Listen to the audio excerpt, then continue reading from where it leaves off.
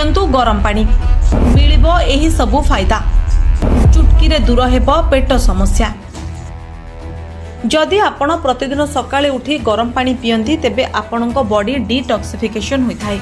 गरम पानी लसिका प्रणाली को एक्टिव करिथाय एवं शरीर में थिबा विषाक्त पदार्थ को बाहर करबा पई काम करिथाय। सकाळे उषुम पानी पीबा एक पावरफुल नेचुरल डिटॉक्स परि काम करे। फैट कम हुए। स्वास्थ्य विशेषज्ञ माने विश्वास करते जे सकाळे गरम पानी पीबा द्वारा ओजन कम होइथाय। जेतेबेले आपण नियमित उषुम पानी पीबा आरंभ करती किछि दिन मध्यरे आपणक ओजन रे पार्थक्य लक्ष्य करिबा आरंभ करिवे। खाद्य रे परिवर्तन नकरी मध्य आपण शरीर पई शीघ्र फैट बर्न प्रक्रिया आरंभ करे। उषुम पानी पीबा द्वारा मेटाबॉलिज्म त्वरान्वित होइथाय जहा गच्छित फैट बर्न रे सहायता करे।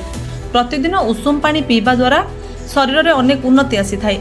आपण खाली पेट रे उषुम पानी पीबार एक सप्ताह परे आपणक रक्त संचालन रे उन्नति देखि पारिबे। रक्तवाही विस्तार हेबो एवं शरीर रे भल भाबरे रक्त प्रवाहित हेबो। पोषक तत्व शरीर में शीघ्र पहुँचब एवं शरीर मेटाबॉलिज्म वर्ज्यवस्तु निर्गत हेबा।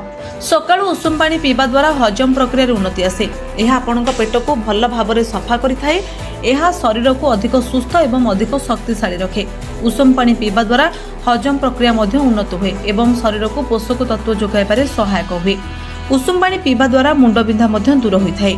जदि आपणकर माइग्रेन किंबा डिहाइड्रेशन जोगु मुंड बिंधा हेउछि तेबे गरम पानी एक प्राकृतिक चिकित्सा परि काम करे।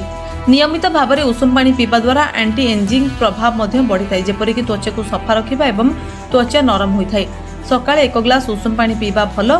समस्ते अति कम रे एक ग्लास उषुम पानी पीबा जरूरी। जदि आपण पी परिबे तेबे आपण एहाकु 2 ग्लास को वृद्धि करि परिबे।